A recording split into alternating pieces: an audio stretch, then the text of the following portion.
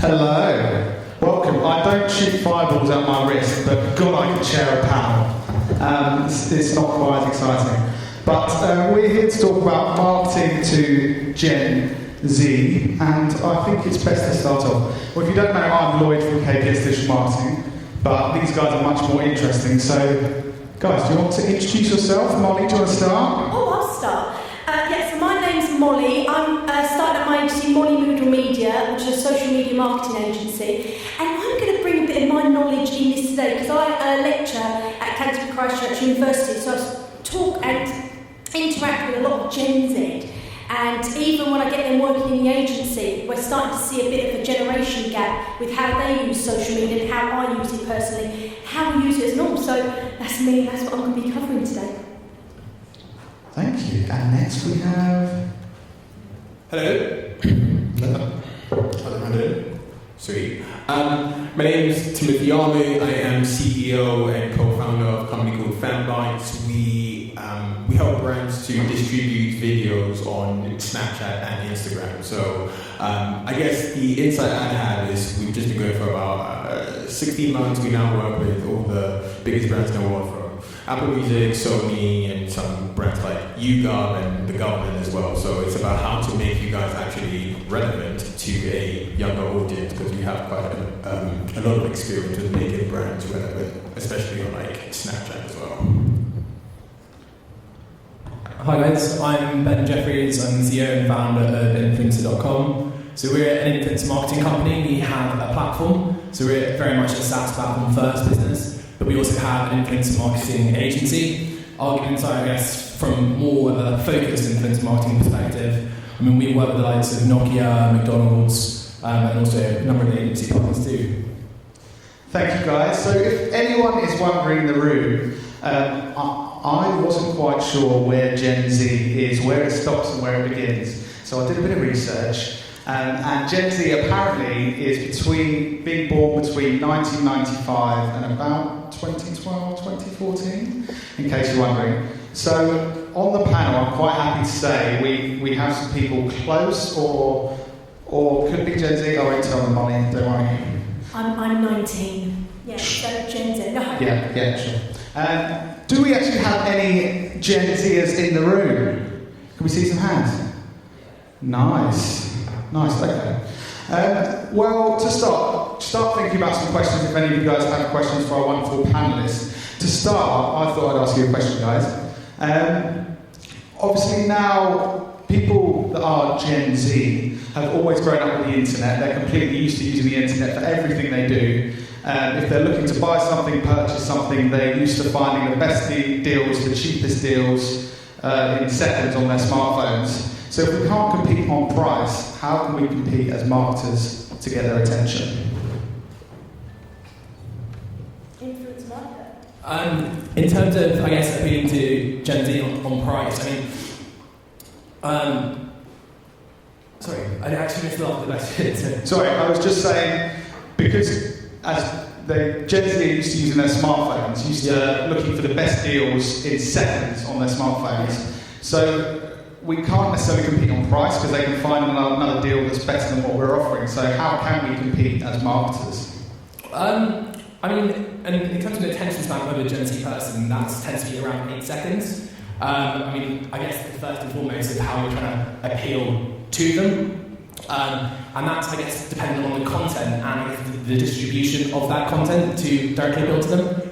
I think it comes to first and foremost of where Gen Z are, and the way to market to Gen Z is that we all know that, I'm sure you've got friends and family who are Gen Z, and when you actually see what they do, they're probably the majority of the time spent on their phones.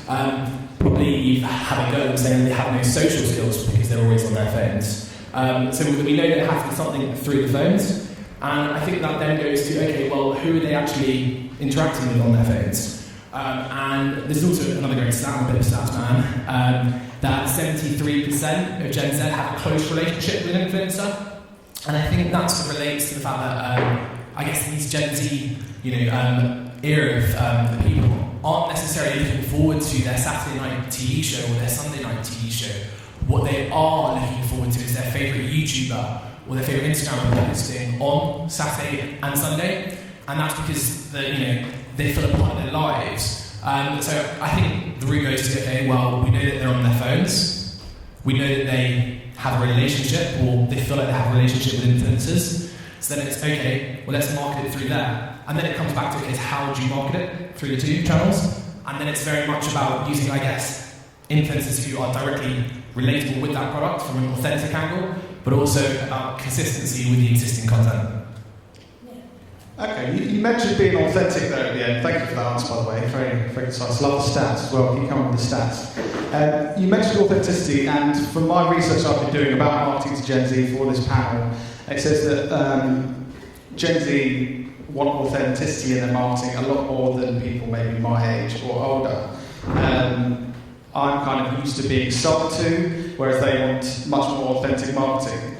Can we really be authentic when we're trying to flog something to the end consumer, do you think? I think it's a real trial and error thing. I think personally that a brand, this is what's really difficult about it, is that think of how many businesses, as a marketing agency, I can be contacted by, a film festival, or I might be contacted by a construction agency, and I try and help them all as best as I can. But it's really difficult to find out how we're going to help out in those industries, and obviously research into that is really crucial. But with Gen Z, the problem is that they, as you said, they've been sold to this whole time, and they're trying to find an authentic way to enjoy their communication. So it's really about researching and finding out about how they communicate, and actually hosting focus groups and actually getting to them directly. Because I think we rely, stats are obviously fantastic, but we rely a lot about what other people's judgments are. Actually, I think the most important thing we need to do is contact those communities directly, host a focus group, talk to them and say, how are you using social media? Because I feel like sometimes we skip that gap and just guess and hope for the best, and actually what you do is you build this huge marketing campaign and what you assume these kids are using, and then they're just not doing it, because actually they're getting a lot more turned off than they are turned on. And just answer the question. So 2 points. I think the first thing is that if you're any brand and you're trying to only compete on price, you're dead anyway, right? Like, you should not be just competing on price anyway, regardless of whether you're trying to target a 15-year-old or whether you're trying to target a 87-year-old, right? Like, you just shouldn't, because that makes your brand a commodity, and then anyone can just come in and just be cheaper and you lose. So that's the first point. Like, regardless of Gen Z, you shouldn't just be like competing on price. The point about how then to actually reach this audience, I found that it's this idea of like cultural relevance. To me, that is the underpinning thing to really reach any audience. So, I mean, one example, I was talking about when we've done a number of activations with YouGov, for example. YouGov is not the sexiest brand in the world, but then what people did in order to make it more relevant was they positioned YouGov and took a music video by a rapper called Lil Wayne. I don't know how many of you guys know who Lil Wayne is. He came out with this song called A Million, which was about how like rich he is and you're not, how many cars he has and you don't, etc. But then the whole idea was they positioned it and said, hey, if you go on YouGov and take a bunch of like surveys and stuff, maybe you can become as rich as Lil Wayne, right? Completely ludicrous idea, but it touched on a song and like an artist that young people really resonated with, and then that is what then got a lot of people to then take action. So the number one thing that I found in really targeting any audience is think about how do I tie my brand to a point of cultural relevance, and in doing that, you then actually just make your brand a cool brand by definition of actually like tying into cultural relevance. And this can be applied to 15, 16-year-olds, it can be applied to 30-year-olds, it can be applied to like 60-year-olds. It doesn't really matter. Cultural relevance wins over price every single day. That's so true. I mean, have you seen recently where on Snapchat, where they've got the new Drake song, and when the sort of AI figure, what are they called on Snapchat, where you make a version of yourself? I can't remember what it's called. Bitmojis. Yeah, the Bitmojis, and the Bitmojis are dancing on yeah. And that is really, really powerful. I remember hearing that Drake song, Look Alive, how's it go? Yeah. Yeah, you know that one? Look Alive. Yeah, look, is it called We know, Look Alive? we know. Look Alive. Exactly.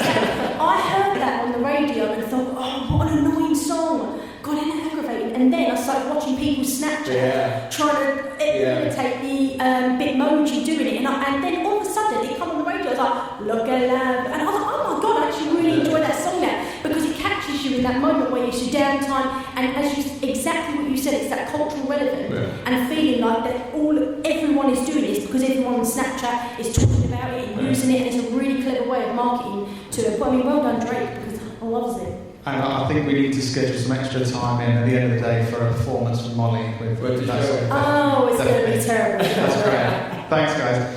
So now we've got to know our wonderful marketing to Gen Z experts a bit better. We've heard from them all. Do we have any questions from the audience about marketing to Gen Z? Do we have any questions? Show me your hands. Oh, we get the mic down here. Thank you very much. It's my beautiful assistant Stuart, everybody. Woo! Hi, so you talk about cultural relevance. I think it's a pretty good point. How do you know what, not just audience, but your target audience look like? How do you mean, sorry? How do you know, what do you use to really figure out what those cultural relevance? Go ahead. So, Yeah, can you go specific first? to I'll you. take the second one. I mean, technically, it depends on the brand, it depends on anything. So say, for instance, if you're a sportswear and you say, right, okay, I'm a sportswear brand and we want to reach out to younger students, then I would go online and see, right, what Nike doing, what are Reebok doing, what are they doing on Snapchat, on Instagram, because that's where the youth are. They're not on Facebook as much anymore. They are on Twitter if there's a conversation and there's a hashtag, but then I would research into those and say, right, okay, how many of these communities are engaging actively on those posts? Because if you're getting 1,000 Instagram likes, 10,000, 100,000 likes, then they're doing it successfully. Are they bringing in influencers who are, culturally setting the tone? I mean, you might have someone who is a professional footballer that could be representing that brand, or you can have someone who has created a profile where they represent that sports. So I think it all depends on the subject matter and then what results people who are already doing it very successfully. I don't know.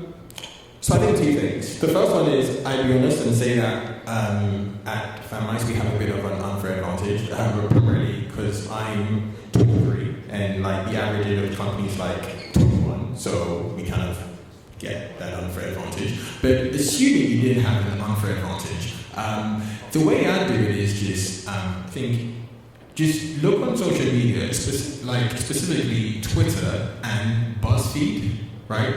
And when I say BuzzFeed, people are like, wait, what, BuzzFeed? But the thing is, BuzzFeed are the people who really curate what is cool in the world. So you can see something like a certain meme that's going on that's very, very cool, or a certain craze that's going on that's very, very cool. And that could actually be your indicator to figure out that, accompanied with what people, what is trending on Twitter, for example.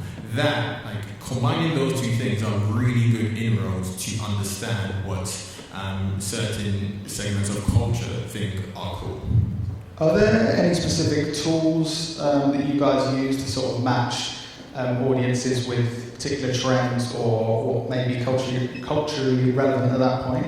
Do you guys use anything like that? Yeah, I mean, if I just quickly answer first that question, I think with cultural relevance, I think especially with Gen Z, it's feeling which sort of group influenced them, so to speak. So I think back in the day, everyone would go down the celebrity routes, whereas right now, celebrities, especially with Gen Z, aren't as appealing if they're starting to talk about the actual product. And I think what, Gen Z mainly like is they like knowing that the product, as Tim quite rightly said, is cool. And the easiest way to actually do that isn't through getting celebrities or the brand yourself saying it's cool. It's getting micro-influencers, these people who are perhaps between 10 and 100,000 followers, talking about the actual brand, but in bulk. And the more and more people that you get talking about it, the more it actually sounds like a genuine conversation about the brand. And if you can match these micro-influencers going onto this tool argument with the correct audience, so you know what the micro-influencers' audience actually are, and you're then getting, let's say, you do a campaign and you get 50 to 60 micro-influencers all talking about a brand, it can then become cool. So we recently did a campaign with Apple Music where we actually got 60 micro-influencers all talking about an Apple Music playlist created by an actual big influencer. And that drummed up the interest, and they're thinking, oh, you know, I really want to go now on Apple Music because it's a cool thing to do because everyone's talking about it.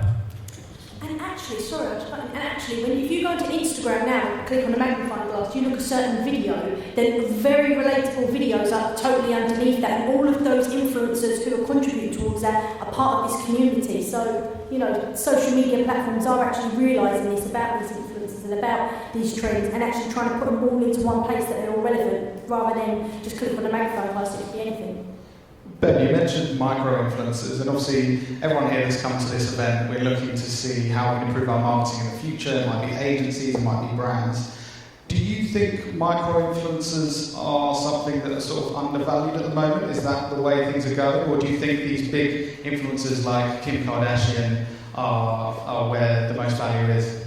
I think influencer marketing in general is underpriced. I think if you look at marketing techniques from a few years ago, and some of you might be like, what? You know, these influencers are getting paid thousands for actual posts, but it is genuinely underpriced. I mean, the way now how expensive it is for Google cost per clicks and even Facebook ads is moving that way. Influencer marketing will, if you look at the States, move that way as well and be less attractive. I think it's important, I guess, to distinguish between macro and micro influencers as well, because with macro influencers, these are what I would define as people with over 100,000 followers. These are people who not only bring you their influence value from their actual following, but it's also the influence value they have with the name attached. So that's where their value becomes higher, but perhaps you gain more benefit from it. Whereas the micro-influencers, their value is in the actual influence of them posting about it. But often if you use the right toolkit or the right platform, you can get reusage rights. And the reusage rights is key, because what you can do with that content, if you can get content at scale, you can then reuse it for your own socials, and you've got not only multiple different people talking about the brand, but you've also got your own content as a portal to actually post elsewhere. And another sort of stat again is that user-generated content is 5 times more likely to convert than user-generated content. So I guess that can highlight the power of micros. Yeah, sorry, just on topic, at Fanmites, when we distribute videos, we distribute them inside of influencer stories on Snapchat. So we actually distribute through influencers. And my co-founder, who isn't here because it's his birthday and he's just chilling. It's much better here, it's okay. Yeah, I'm telling you.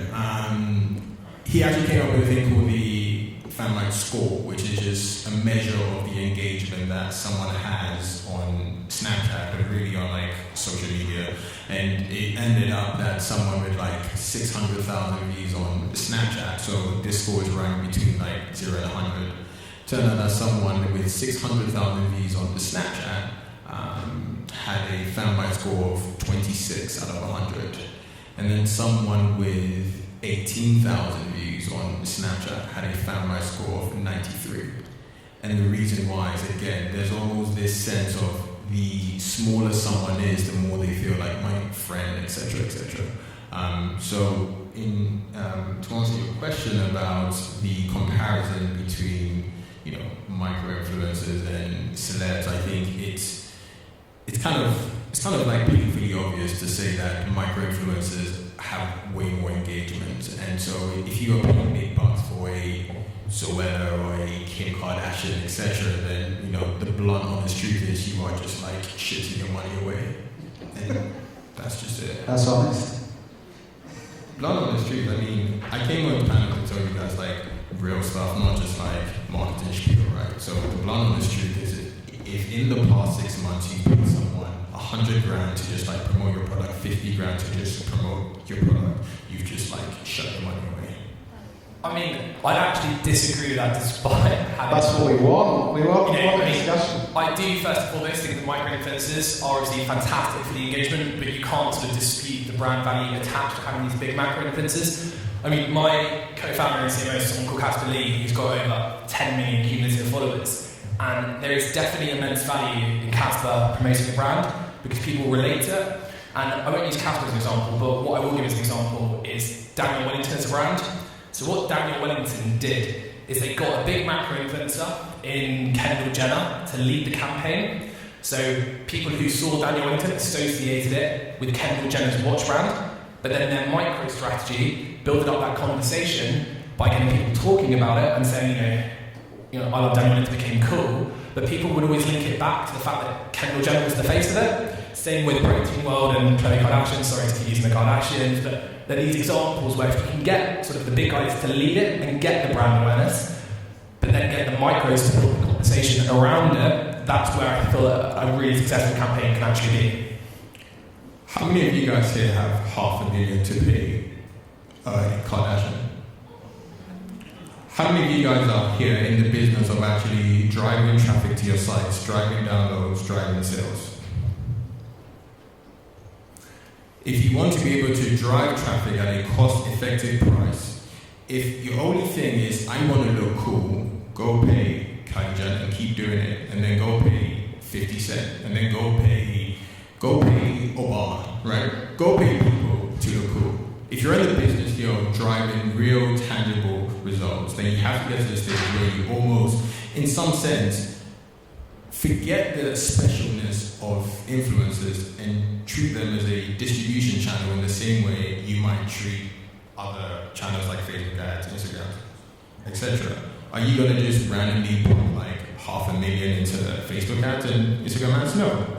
You're going to start small, you're going to test, you're going to build a scalable, repeatable engine, and then that is the way that you win.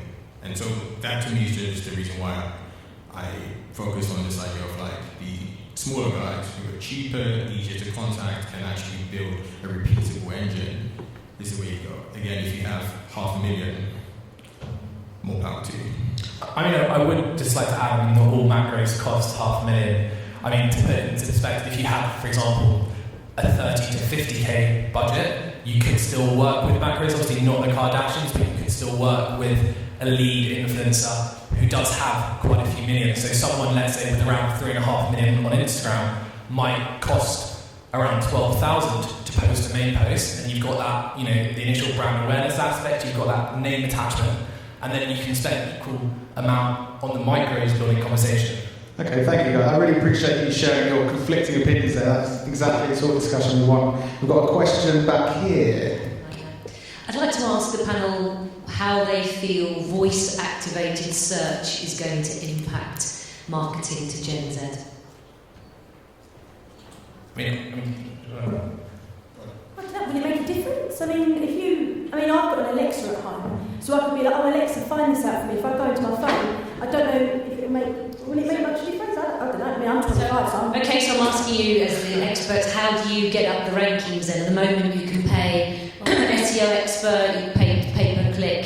How do you see it's going to change with voice-activated? I think with voice-activated, we've had some brands come to us and ask more about, can we pay for a campaign to get an influencer's voice? That's kind of showing that there is demand for that. I think with Alexa coming out, imagine if you got an actual influencer talking to you about a brand. If you were, having a book, but you had it read by an influencer, or you had cooking instructions read by an influencer. These are all examples of how influencer marketing can appeal that. In terms specifically for Generation Z, I guess it's then just which influencers do you use, and I guess how you use voice-activated technology to do that. Sorry, if you could just say the question again, just so I can Yeah, no, I was saying, obviously search is going to change dramatically in the coming years, and it's all going to be, especially, I'm talking later about AI, so there's going to be a lot to do with AI as well, and it is going to change marketing. Now instead of typing something, you're going to speak it in, and what Alexa or any of them play back to you comes up, top of the list. So how are you going to make sure that when somebody, is searching through their device for certain products and services, that yours come high up the rankings? How's that going to be? How's that going to be influenced? So, I told you guys I'll be here to say 100% honestly. I have no clue. And the reason why I have no clue is because I don't think that the ecosystem for voice is advanced enough for you to be even able to like predict this, right? The ecosystem for search and social are very developed, so therefore you can extrapolate based off past trends what the future will be. If I'm completely honest, I have an Amazon Alexa. I know really next to zilch about like the ecosystem behind it. Now, if you ask me this question in 2 years, I might be able to give you an answer. But right now, I'm completely honest, and I think anyone who kind of says, okay, like, this is going to happen, either has really deep knowledge, expertise, which is great, or is just kind of reading a bunch of articles they saw from like BBC or something. Yeah, no, I agree, but I think it's got a lot more to do with Google SEO and more of the website and the back search about that as opposed to more the social media influence. But as you said, the more developed AI gets and we get more, whether social media integrates with voice recording and stuff like that, then it might make a difference. But I think right now, with voice searches, someone asked that question, I was at an event recently, and she does SEO for websites, and she builds websites, and that made a big impact on her. But for me, as social media marketer, I didn't have a bloody clue. So, if we're not quite there with voice yet for Gen Z, and we don't quite know where to go on that path, other than social media and influencer marketing, do you think there are any other marketing channels that will be really good to reach Gen Z? You know, are there, for example, traditional things like email marketing, is that dead for Gen Z, or do things like that still have value? I see a lot of... I think the problem is with Gen Z is that with us, when I first started on social media, there was no ads. It was purely just... My mum wasn't even on there yet because it was too new and too cool for her, but my sisters would, and my friends would be on social media, and we'd be just sharing general information about life, whose party to go to. Now, when they're on social media, there's a million ads targeted them and it's putting them off. The problem is, I just think that they're trying to find an avenue now where they're trying to break away from those ads, so marketers have to work extra hard to talk to them, and exactly what you said about cultural relevance, they're going on Snapchat and they're going onto Instagram because that's where their community are at the moment. That's what I found just purely from my research and talking to youngsters that I work with. I can't even remember the question. What was that? I was just asking, other than social media, are there any other marketing avenues? Gaming, I think gaming's a really big one. I think that, I think that there's a lot of... there was someone I was talking to recently, David Taylor, and he was saying that his son plays games all the time, but there are influencers now that are coming in and also playing those games, so he's buying the games that those influencers are playing. I don't know how that's going to transcend into all the bigger industries that are out there, but I do think that the only way that not the only way, but one of the biggest ways you can market to Gen Z is getting into the platforms that they're specifically using and don't sell to them, being one of them. Yeah. So I think the point about like gaming, etc. is true. But the number one thing, and I said it at a conference recently, is like this thing here, right? This phone here. This phone, for a lot of young people, in fact for pretty much everyone here, this is your gateway to the whole world, right? You wake up, you say, oh phone, what can you show me? The phone shows you something, you're like, yes. Before you go to bed, oh phone, what can you show me, right? This is your gateway to the world. So now the question is then, what other things are there on the phone that you can use as a communication tool? Now, of course, there are like the apps, etc., right? So that's where you have to like the Facebooks, Instagrams, Snapchat, etc. But there's also text messages. And I saw a company, I've seen a bunch of companies do this in America so far. If you think about the fact that on the phone people engage just simply through texting each other, then could you not use like texting as the medium that you engage with people? For example, I think every Tuesday I get a text from Domino's telling me about like 2 for 1 Tuesdays. I've wasted a lot of money on Domino's from those texts, right? I'm going to be honest. But here's the thing, right? If my Snapchat is clogged, and my Instagram is clogged, and my Facebook is clogged, then what other marketing channel is underserved? And it's text. Like 95% of the time people start sending that text, I see it. But if Pizza Hut were then to send me a notification on like some other, one of the various apps I have here, it's just clogged up in a bunch of other stuff. So in answer to that question, like a practical answer to that question would just be text. It's like how can your brand take advantage of the fact that apart from apps on this phone, the other medium to use is text, and how can we use that as our communication tool to engage with younger people and really to engage with anyone, because we are all obsessed with this thing. Wouldn't that be clogged though?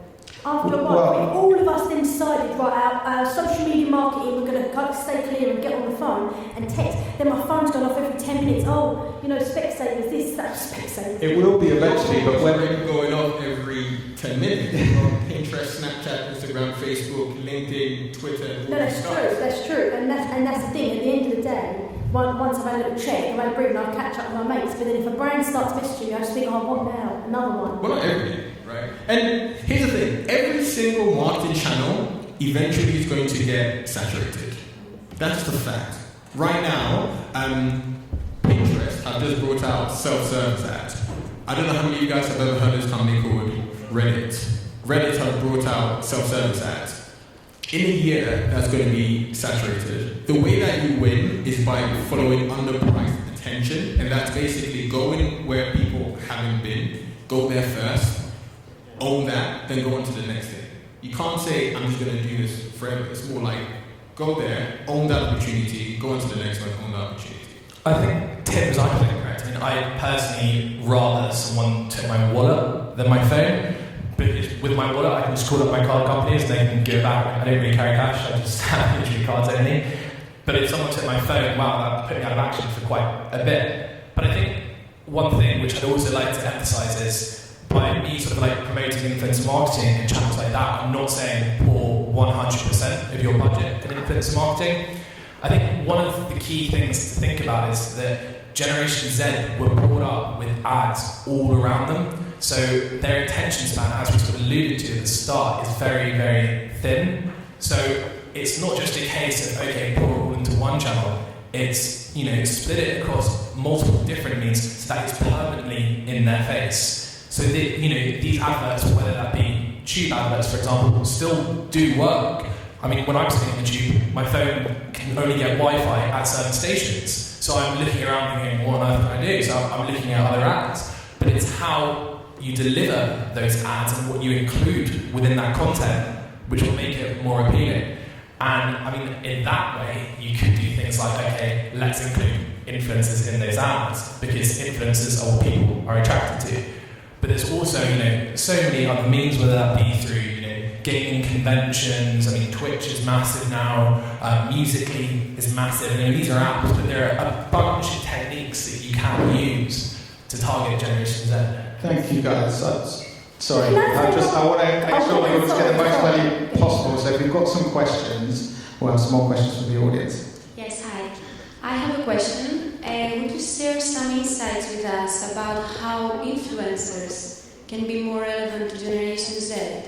And also, well, I'm a local influencer, a Greek influencer, and I would like to exit and be globally more relevant to Generation Z.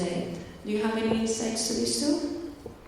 I think how Generation Z are relevant with influencers, this goes back to that stat I was saying at the start, where 73% of Generation Z have this close relationship with an influencer, and that's not just because they are now seeing them post like once a week, but they're also seeing a genuine insight into their life. So they're seeing Instagram stories, they're seeing Snapchat stories, they're seeing this behind the scenes, which makes them feel more personal and as a close relationship. In terms of yourself wanting to become perhaps more of a global influencer, I think if you have a concentration or a concentrated audience currently right now, that is what Tim was alluding to earlier, is more powerful, because that is what a brand would rather spend their money on. Because if you're, as a brand, if you know that you're targeting perhaps 70% UK who are 6% interested in sports, for example, that's much more useful than targeting, using a massive influencer who's 30% UK and only 15% sport, because his audience is so dispersed. The first question was about how can influencers be cool or something like that? Yeah. So I think, the first one is just like, if they are doing stuff which their audience is or are already doing, then they instantly have relevance to that audience, right? So in terms of like how they can be cool, I think the greater point is how can they be relevant? And the way they can be relevant is just like by doing things which their audience are receptive to, right? This is why a lot of, makeup influencers are like really big, right? Because like half their Instagrams, half their YouTube are literally putting on makeup to go out. And it's like, well, every 15, 16, 17-year-old girl can relate to that, right? So I think it's just about positioning, it's about basically like doing things that don't seem necessarily like out of the norm for everyone. Because if you're some influencer who's starting to do stuff which I'm like, yeah, that's gonna cost me $100 to do, like, hey, I bought my own jet and now I'm driving, it's like, well, okay, like you're completely out of reach. In terms of how you can grow your audience, so what's your niche right now? Yeah, I know, but is it in like gaming? Is it in fashion? Okay, so tonight, go on Instagram, search #travel, and then figure out all the Instagram influencers who are posting stuff using the #travel, #Greek travel, or #this. DM every single one of them and say, hey, can we do a collaboration? And what would happen is some of them are not going to respond, but some of them are going to respond. And those guys, you can just say, hey, let's do a collaboration, whether it's on Instagram, YouTube, etc. Let's do something together so we can cross over audiences. So I can bring my audience to yours and you can bring your audience to mine. And keep doing that. And eventually you'll trade up so much that you're currently, right now, your Greek audience will suddenly start to become diluted with a lot of audiences from the other people, US, the States, etc. And if you constantly do that, that is how you will grow as an audience. Like, that's the practical way you can grow your audience globally.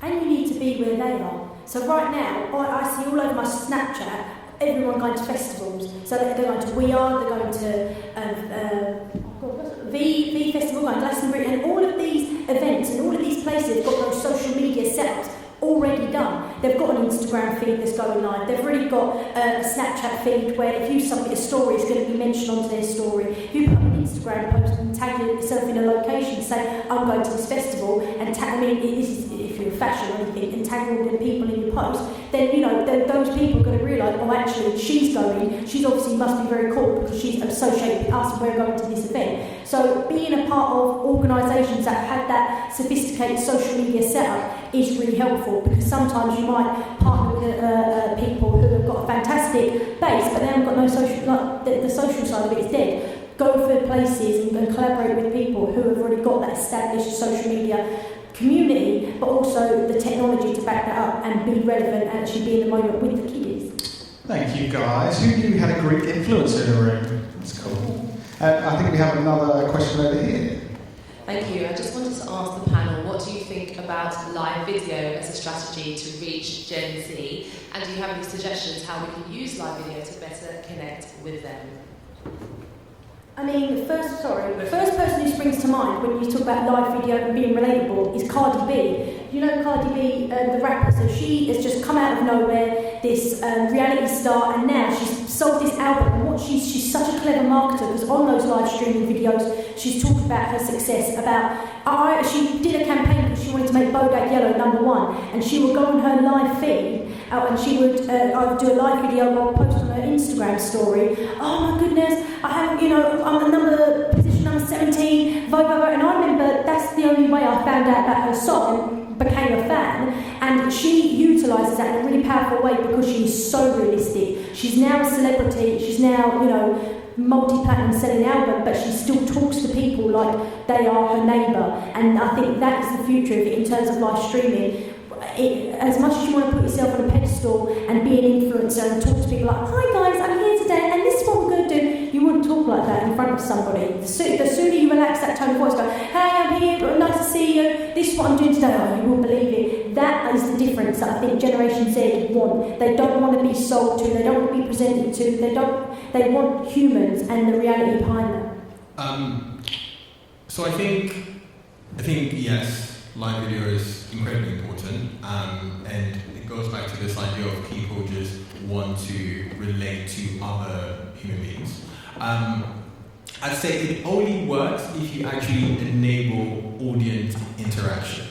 So if it's just live video for, hey, I'm here, and I'm just gonna talk to you guys about stuff, it rarely ever works. I mean, one example, we did a bunch of campaigns with L'Oreal, for example, and the activation we did was a live segment on Snapchat where the actual audiences could tell the influencer what makeup they should do, right?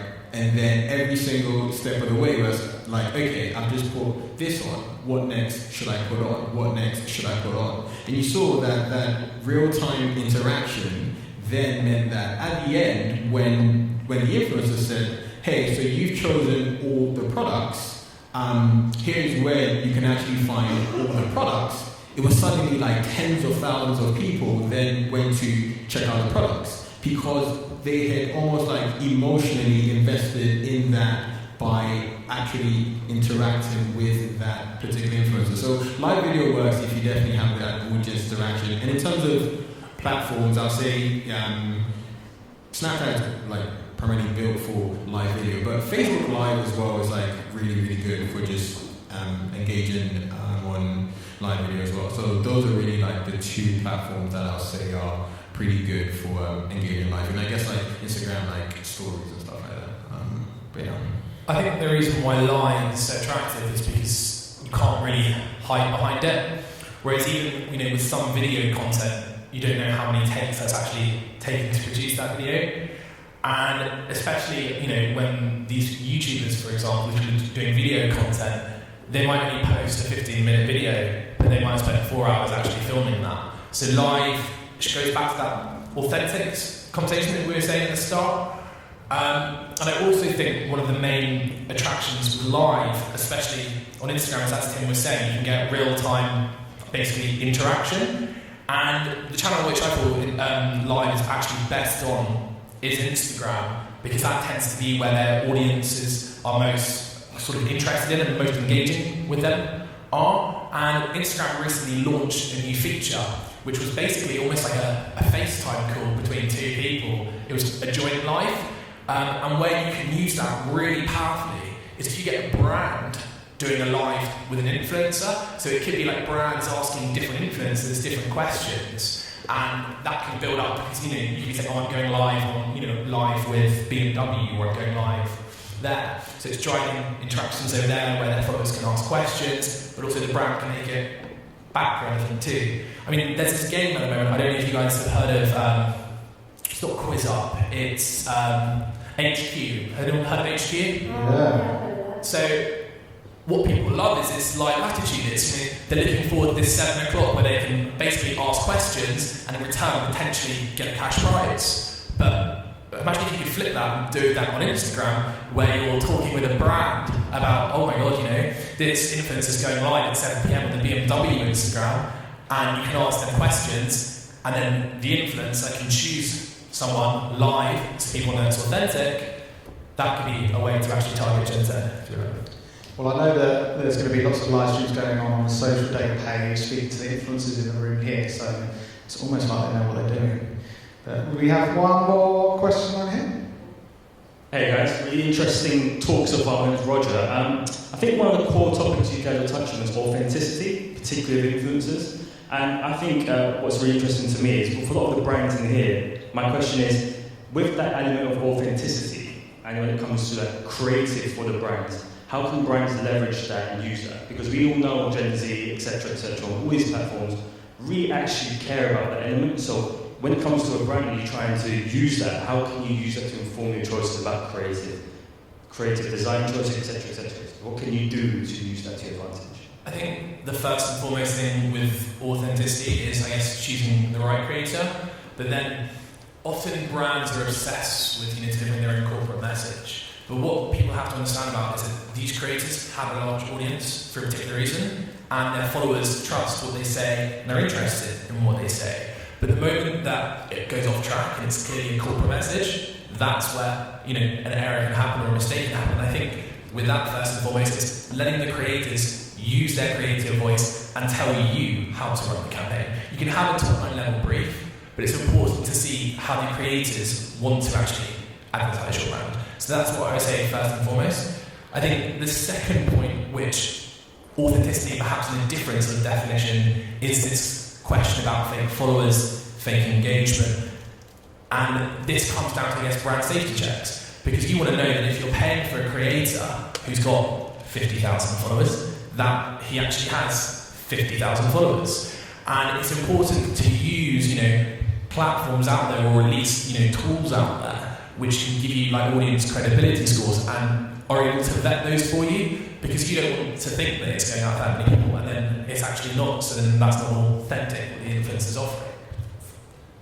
I just find that you've got, for me personally, with how fast times are changing and how we use social media, it's happening so quickly that if a client had come to me and said, this is my market, I'm marketing towards Gen Z, anyone 20 and lower, what can you do? I'd have to ask them, and I'd have to ask them how they use their apps and social media, because even for me, the way I communicate with friends, I don't know if I'm even old yet for doing this, I don't know if it's still a thing, but I literally send memes to my friends and family constantly. And one campaign that did that superbly was Fortnite. You heard of that game, Fortnite? I kept on seeing these memes on my Instagram, like when you play Fortnite all day long, and then you see a meme you're already familiar with, someone passing out, and you think, oh, what's that about? But you see all of these kids then uploading these videos of them playing Fortnite, and that's how I now know about it, that it's this huge game. But that's the thing, is that what they did with their campaign is they said, right, how do people communicate? They're on Instagram and they're communicating through memes. Because I kid you not, I roast my sister constantly by, you're ugly, when you're ugly, you look in the mirror and someone's screaming, I send it straight to her. So I think that the way that you've got to do it in any sort of industry is you've just, as much data and everything that can help, you just need to physically know how they use the app, because how I use it and how my 20-year-old assistant uses it are two totally different things. So, one of the things that we kind of say a lot at Fanrise is that you should stop thinking about advertising and rather think about this idea of advertainment, right? Which is obviously the combination between advertising and entertainment. Really genius, right? And for us, we've said there are three things that underpin the idea of advertainment, right? One of them is, as I said earlier, cultural relevance, right? Just going back to this idea of how do you actually create authenticity? Well, one of the key pillars is cultural relevance. Literally, how can you insert yourself in a culturally relevant moment which can then make you top of mind for the person? The second thing, and it's really cool that you touched on this, is this idea of so we call it memeing it up. And that is basically think about what are the cool memes that are going on, and how do you insert yourself in it? I mean, one example, there was this app that I know that they did a really... How many of you guys have seen this meme where this guy is walking with this girl, but he's looking back because there's another girl who's walked past? How many of you guys have seen that? Oh, cool. Yeah. So the app that used this was actually an app which was very similar to Vine, but the difference was they were, number one, 7 seconds, but also they paid you for creating the best videos on the platform. So what happened was they used that meme, and the girl that was being held was the logo of the app, and then, the girl that was being held was Vine, and the girl that the guy was looking to was the logo of the app, right? So that's a funny way to actually say, well, forget Vine, I actually want this app, right? So that is, and they did a campaign, they ended up getting something silly 10p cost per install or something like that, because people just thought that was a cool thing. And the third part of entertainment is just humour. Like, just humour. I mean, just a quick segue here. We are here on the panel here talking about like Gen Z and how to reach them. But you have to also realize Gen Z, millennials, Gen X, Gen A, or whatever, fundamentally, we're all human, and fundamentally, they're just like universal principles that we use to engage with each other. Everyone likes funny people. Therefore, just inject that in your ass. Like, don't feel like Gen Z are this alien segment where you need some futuristic fortune teller to come and tell you how to engage with them. Just understand the principles of how human beings relate to each other, and if you use that, you would always win, because fundamentally you are talking to a human being, right? And so that is the reason why humor works well. Everyone likes funny people, hopefully. If you don't, you're a bit weird. And so injecting that into that, along with like memeing it up, and then also along with like cultural relevance, the combination of those always seems to work very well in actually getting people to engage. I think people forget the reason why we use social media. I use it, I do market on there and I try and make content as relevant as possible and, relatable. But I'm there for downtime. I'm on it in the morning, the minute I wake up, and when I'm going to bed, I just fancy seeing what's going on, what's on my Facebook, what's on my Instagram. We've got to remember that we're marketing to people who are relaxed. If someone's sitting on a park bench and you go, oh, do you want to buy? No, it's not going to work. You've got to talk their language. So I think that's a really important thing. And I was also going to say that you really said it, but it's really good. Basically, fair play as well. We're actually all real people. Even people under 23 years old, they're still real people. They still find things funny. That's what I was going to say. I'm so sorry, right? But you can't fake it. So you do meme talk, you can't fake a meme. Don't try and reenact like something funny. I go on Giphy. Does anyone use Giphy sometimes to schedule content? Oh, have you seen on Giphy where they, all of a sudden, where it goes, yay? If you type in yay, and you see like someone from like a 90s program with friends going, yay, I'll use that. Then you see this urgency and they'll go, yay. And I don't know you, Trisha. I'm not going to use your GIF. Like, don't do that, and don't try and make a funny meme up. You've got to be on the ball and find out what people find funny. Prime example, that Yodel boy. Lord, I don't know what to do. Like, literally. That was actually really good. Oh, I was nearly going to do it bigger then. I'm so glad I didn't. But that, people mean that and use that because that was a fun, genuinely funny moment and had their twist on it. That was really effective. If someone then tried to do Yodel, if comedians do Yodel, that's funny. If we try and do it, oh, I know what a client would love, me yodeling, ain't funny because they don't know me like that. Do you know what I mean? Thank you. Guys, we've got a few minutes left and we've had some really good discussion, but I want to go really simple now. Obviously, you guys have each your own different experiences with marketing. Where do we need to go to market to Gen Z? Which platforms? Is it Instagram, Snapchat, Musical.ly, or is it something completely different? Where is the first place you'd go?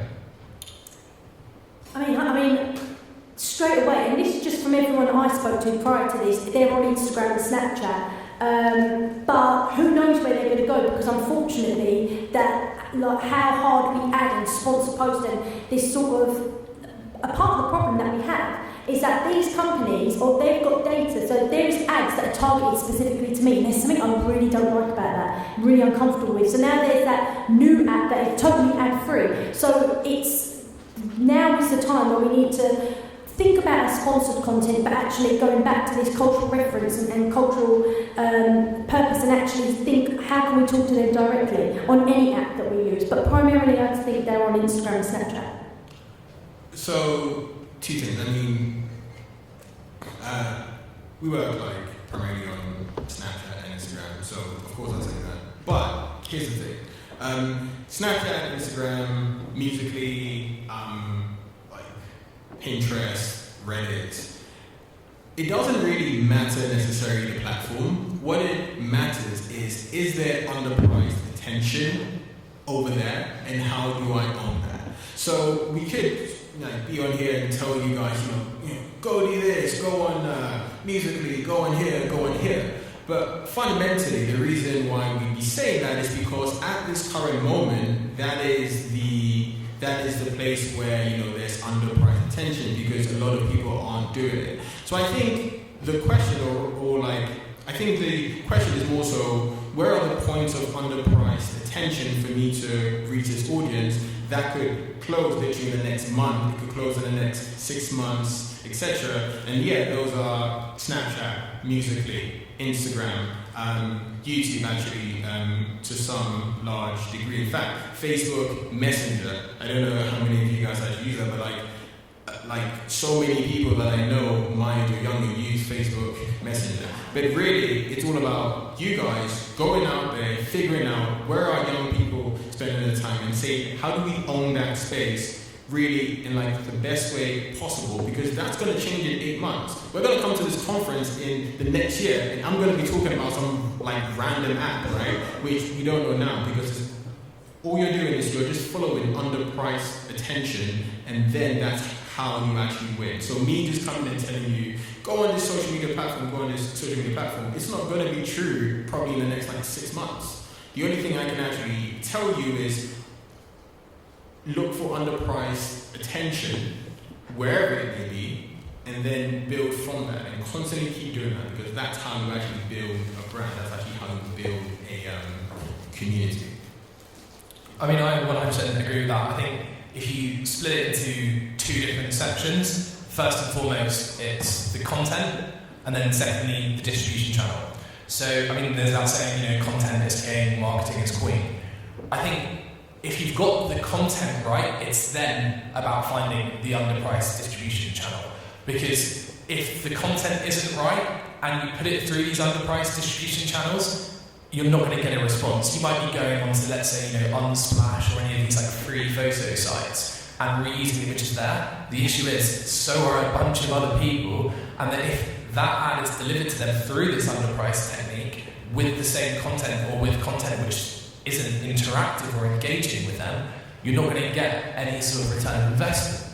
So first and foremost, it's content is king, and then it's, okay, well, what are those underpriced techniques? And it's definitely true that what's underpriced right now, whether that be influencer marketing, perhaps you might think Facebook ads or Instagram ads, it's not going to be underpriced in 6 to 9 months. So it's just simply a case of, I guess, putting your concentrated efforts in at this moment of time. But it's also not just focusing it on one channel as well, it's trying to get that content seen by as many people through different distribution channels. And I mean, for us, when we run influencer marketing campaigns, we often encourage people to also put spend behind it on Facebook and Instagram, while also looking at things like, okay, well, wouldn't it be good to run a story about it in parallel? So I'm not talking about a story perhaps in a Daily Mail or anything like that. I'm thinking, okay, we know Gen Z are interested in the Unilads, the Land Bible, the Hook, all of these publications. Well, why don't you try and run that coincide? So it's not just as though they're seeing people talking about it on these distribution channels, they're also saying, oh, it's been picked up elsewhere. So it's about, I guess, the content is king, first and foremost, and then choosing which marketing techniques are to use. And that's not always, as well, just to sort of end on this note, it's not always about using the underpriced techniques, because you should, obviously, because they're underpriced, but you should also look at, okay, well, which do we know will also add value and trust, because value is the most important thing to Generation Z. It's not necessarily about just seeing it, it's about it does provide value. I was going to say, as I was talking, as Ben was talking, I could tell there was like some faces which looked a bit saddened, because you're expecting us to give you that gem that was going to transform your business. But here's the thing, we don't know what's going to happen in a year's time. You don't know what's going to happen in a year's time. The best way to actually do this is to go out into the market, experiment, look for those pockets of opportunity, and that's how you win. Finger on the pulse. Thank you guys, that's been really interesting, and I love that we have 3 very different people with some different opinions, made it a bit more interesting, so I really appreciate that. Can we have a round of applause for our 3 panellists? Thank you. Thanks everybody, we're going to take a coffee break now and resume at 3:30. Thank you.